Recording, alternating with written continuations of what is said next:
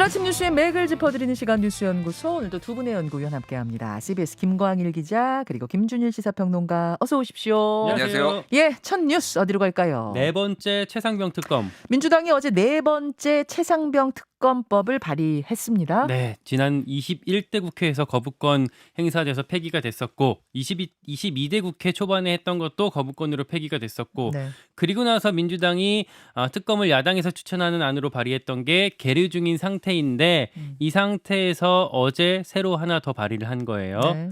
야 5당이라고 해서 민주당, 조국혁신당, 뭐 진보당, 기본소득당, 사회민주당까지 해갖고 사회민주당. 여기에 심지어는 무소속 김종민 의원까지 포함이 됐대요. 예. 같이 공동 발의를 했고 뭐 내용은 한동훈 대표가 전당대회 중에 말을 했었던 제3자 추천안의 형식을 일부 차용해서 뭐 나름의 절충안을 낸 거고, 사실 뭐 이걸로 한동훈 대표를 좀 압박했다 이렇게 볼 수가 있겠습니다. 그 한동훈 대표 안과 다를 바 없다라고 민주당에서는 얘기하고 있긴 한데 국민의힘에서 받아들이는 건 그렇지 않고 있더라고요. 어떤 부분이 같고 어떤 부분이 다릅니까? 내용을 좀 설명을 드리면 예. 대법원장 추천 요 부분이라 요것만 보면 같다고 볼 수도 있을 것 같아요. 특검 추천자가 대법원장이다. 네, 정확히 보면은 한 3차 전형이거든요. 네. 1차는 대법원장이 특검 후보 4명을 추천합니다.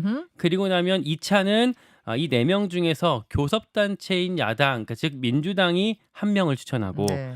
비교섭단체인 야당, 그러니까 뭐 조국당이나 진보당 등등이 되겠죠. 예. 이런 곳에서 1명, 그렇게 해서 2명이 추천이 돼요. 자, 4명 중에 2명 골랐고 그 2명 중에서 3차에서 대통령이 1명을 고르는 거죠, 최종. 네. 여기까지가 이제 기본 틀인데 네. 민주당이 여기에 아주 강력한 장치를 디테일에다 숨겨놨습니다. 어떤 거요? 이제 비토권이라고 하거든요. 그러니까 대법원 1차에서 대법원장이 추천한 후보들이 만약에 별로라고 느끼면 네. 야당이 다시 추천해 오십시오.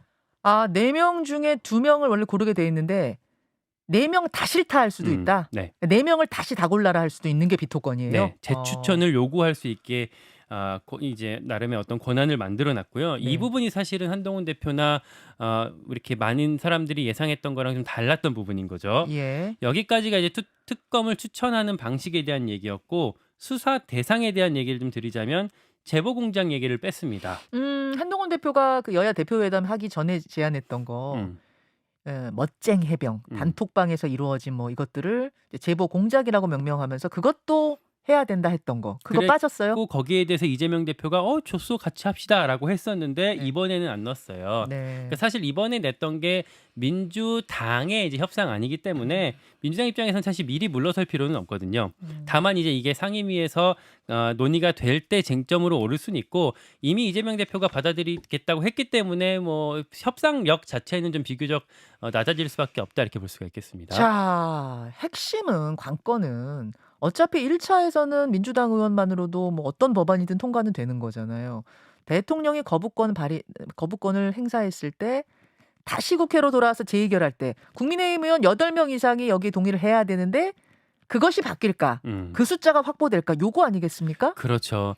그러니까 일단은 이 법안에 대해서 지금 민주당이 어제 발의한 법안에 대해서 국민의힘이 덜컥 받을 가능성은 사실 거의 제로라고 볼 수가 있겠고, 이게 만약에 협상이 제대로 되지 않았을 경우에 말씀하신 것처럼 대통령 거부권으로 제2표결에 왔을 때 이 되게 센 법안이 본회의에 올라갈 수 있기 때문에 국민의힘 입장에서 좀 위협이 될 수밖에 없는 상황이라고 볼 수가 있을 것 같아요. 추경호 원내대표가 어제 일단은 뭐 이 법안은 탄핵의 빌드업일 뿐이다 이런 식으로 일축을 했었습니다. 이제 우리가 이제 봐야 될 게 한동훈 대표가 그러면은 이 상황에서 어떻게 대처할까? 그렇죠. 인데 이제 일단은 어제 이제 기자들이 물었을 때 뭐 그전 법안이랑 별로 차이 없던데요. 제 입장은 그동안이랑 같습니다라고 좀 선을 그었고. 한동훈 표 아니다. 그렇죠. 이제 한동훈 표 법안이 어떻게 나올지, 자체 발의가 어떻게 될지 이게 가장 주목이 되는 부분인데, 일단은 계속 좀 시간이 끌리고 있어요. 당내에서 나오는 얘기 짧게 좀 정리를 드리면, 일단 먼저 이제 낙관적인 전망과 비관적인 전망을 나눠서 말씀드릴게요. 네. 낙관적인 전망은 이제 법안이 발의될 수 있을 거다라고 하는 전망은, 첫째, 대통령 지지율이 지금 정말 계속 떨어지고 있는데 더 떨어지면 한동훈 입장에서 룸이 더 생길 수가 있다. 그리고 둘째, 공수처 수사가 마무리되면 명분도 생길 거다. 뭐 이런 전망들이 나오고, 반대로 반론, 이제 비관적인 전망들은 공수처 수사가 금방 안 끝날 수가 있다. 어제 뭐 김진욱 차장도 얘기를 했지만 연내에 안 될 수도 있다라는 이제 반론이 나오고 둘째로 대통령 지지율이 아무리 많이 떨어져도 임기가 너무 많이 남았다. 사정기관들 다 갖고 있는데 이거 어떻게 할 거냐? 한동훈 의원한테 이제 한동훈 대표가 의원들한테 줄 수 있는 게 없다. 그러니까 의원들 입장에서는 뭐 공천을 줄 것도 아니고 선거가 멀었으니까. 그렇죠. 뭐 지역 민원을 한동훈 대표가 원외 인사인데 해결해 줄 수 있는 것도 아니고 공천을 한동훈 체제에서 받았던 사람들이 뭐 도의상 이제 한동훈을 도울 수는 있겠지만 지금 같은 상황에서 대통령이랑 정말 각세우고 싸울 수 있겠냐? 거기 전면적으로 나설 수가 있겠냐? 이런 어떤 비관적인 반론들이 최근에는 사실은 더 많은 힘을 얻고 있습니다. 예, 한동훈 대표 입장에서 봤을 때 낙관론, 비관론 두 가지를 짚어주셨는데 김준일 평론가. 예. 아마 민주당도 다 이렇게 셈을 해볼 거 아니에요? 그러면 이번에도 8명 이상 이탈할 것 같지 않다는 생각을 민주당도 할 것 같은데 아닌가? 못하고 있는 것인가? 어떻게 보세요? 혹은 8명 이상 이탈할 것 같지 않다는 생각을 하면서도 이걸 발의하는 어떤 이유는 뭘까? 그 의도는 뭘까? 뭐 이런 게 궁금하네요. 그러니까 윤석열 정부 임기 끝날 때까지 발의할 겁니다. 민주당은.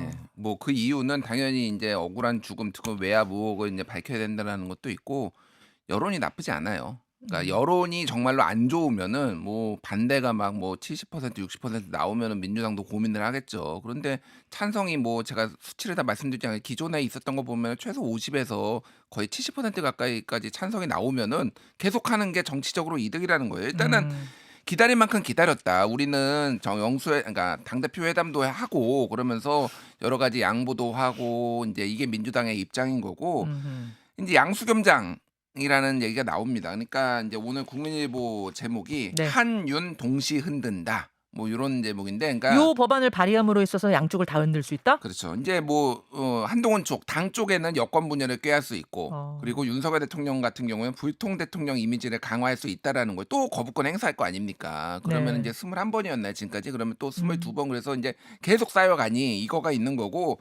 가장 중요한 게 저는 이거를 봤어요. 어떤 거요? 10월 보궐선거. 10월에 보궐선거 이거하고 무슨 상관이에요? 10월 16일에 이제 보궐선거가 열리는데 민주당은 지금 9월 중에 넘기겠다. 이거를 통과시키겠다라고 얘기를 하고 있잖아요. 네. 자, 그럼 일정을 보십시오.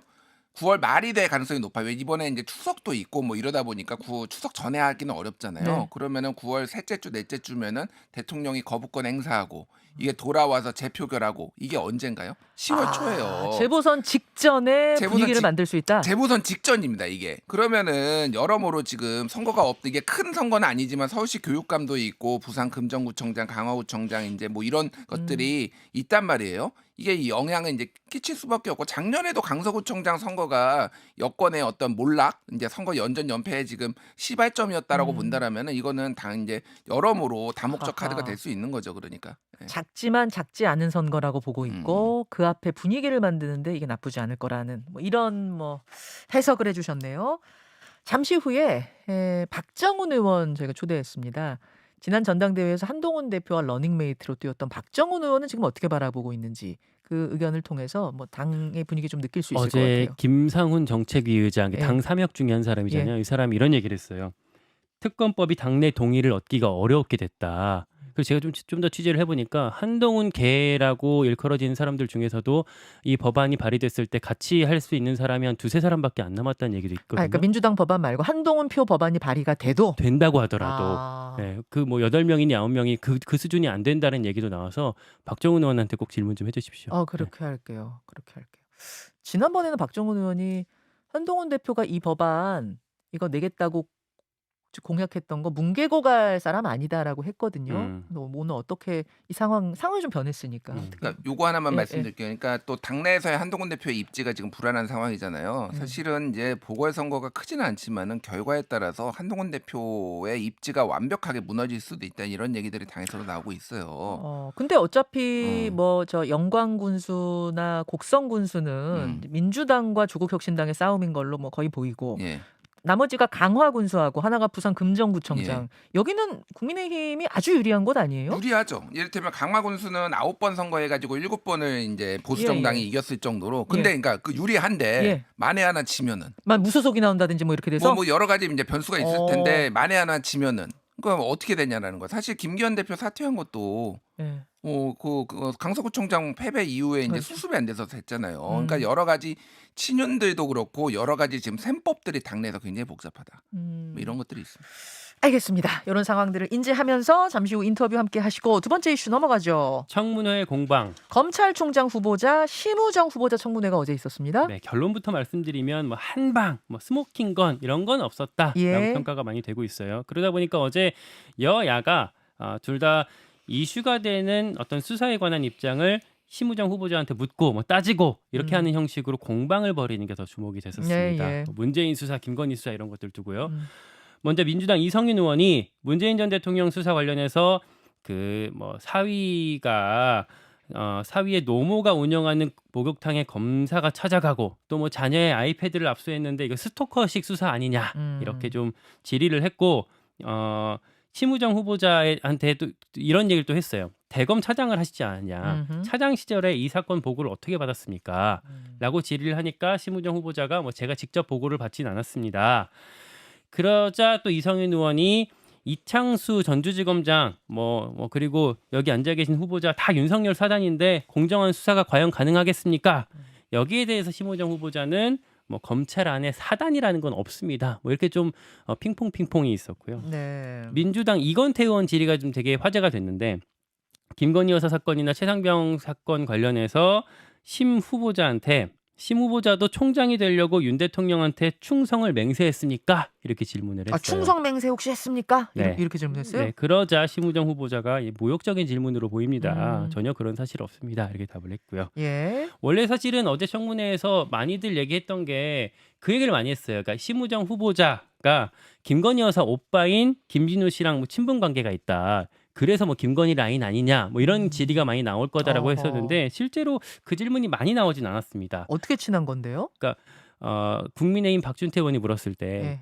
휘문고 동창이라고 알고 들었습니다. 김건희 여사 오빠하고 심우정 후보자가 휘문고등학교 동창이다. 네, 실제 동창이에요? 네, 실제 동창이라고 어. 합니다. 다만 이제 심우정 후보자는 난 몰랐다. 이번에 이제 청문회 준비하면서 알았다라고 하고 뭐 이런 얘기들 많았어요. 이제 심우정 결혼식 그리고 심우정의 자제의 돌잔치에 당시 뭐 김건희 여사 오빠가 다 왔었다. 뭐 이런 소문들이 있었는데 뭐 다 사실 아니다. 이렇게 답을 했었습니다. 전혀 사실 아니다. 이렇게 네. 답을 했고요. 그리고 어제 안창호 인권위원장 청문회도 있었는데 요거는 이제 차별금지법, 이제 포괄적 차별금지법이 제정되면 공산주의 혁명으로 이어질 수 있다라는 취지의 주장을 과거에 책에다 썼었거든요. 이분이 거기에 대한 질의가 있었는데 뭐 물러서지 않았습니다. 그런 우려가 있는 건 사실입니다라고 답을 했고 민주당 쪽에서는 어떤 인권 감수성이나 인권위 설립 취지에 이거 어긋나는 인물 아닙니까? 뭐 이런 지적들이 계속 있었어요. 예. 자, 김준일 평론가. 예. 어제 뭐 인사청문회 둘을 어떻게 보셨어요? 일단 안창호 위원장. 그러니까 윤석열 정부의 최근의 인사 특징이 그 기관에서 추구하는 방향에 정반대되는 생각을 가지신 분들이 아니면 논란이 되는 생각을 가진 분들이 이제 임명되는 거죠. 예를 들면은 김영석 독립기념관장 1945년 8월 15일이 이제 광복이냐 아니냐 이것도 청문회 과정에서 대답을 못할 정도로 여러 가지 논란이 있고 김문수 노동부 장관 노조 손배소가 특효약이다 뇌를 뭐 고쳐야 된다 뭐 이런 얘기를 해서 반노동적인 시각을 가진 분이 노동부 장관에 앉고 그러니까 안창호 위원장도 마찬가지예요. 예를 들면은 뭐 차별금지법에 개인의 의견이 있을 수 있고 뭐 동성애에 대한 입장도 있을 수 있죠. 근데 이제 인권위원장이 맞냐라는 거예요. 그러니까 어쨌든 인권위가 차별금지법을 지금까지 추진해 왔으면은 거기에 맞는 거고 그러니까 각 기관의 입장이 있는 거고 그 기관끼리 사실은 서로의 입장을 얘기하면서 조율하는 게 국무회의고 이런 게 이제 국정 운영이잖아요. 근데 거기에서 이제 환경부에 어울리지 않는 사람이 환경을 반대하는 사람이 환경부 장관의 예를 안 든다든지 뭐 이런 식으로 이제 되는 거죠. 뭐 그러니까 이 개인의 의견을 다양성으로 존중하더라도 그 자리에 이 사람을 굳이가 된다 그 말씀이신 그렇죠. 거죠? 예. 그러니까 이제 인권위원장에 안 맞는 분이 뭐가 됐든 제가 보기엔 그렇습니다. 그러니까 뭐 그리고 저는 이제 황당한데 아니 이 차별금지법을 도입이 되면은 공산주의 혁명이 일어나나요? 그러니까 이게 무슨 말인지 전 이해도 못하겠어요, 솔직히. 그러니까 동성애를 수단 삼아 공산주의 혁명의 교두보가 된다, 뭐 이런 얘기를. 그러니까 신장식 의원이 질의를 하니까 이거를 찬성했는데 아니 입장이 있을 수 있어요. 저는 뭐 있을 수 있는데 이런 극단적인 얘기를 하시는 분이 이게 이제 맞는 분이냐 계속 논란이 이제 이어지는데 윤석열 대통령은 도대체 무슨 기준으로 지금 계속 이렇게 인사를 하시느냐 이제 묻지 않을 수가 없고.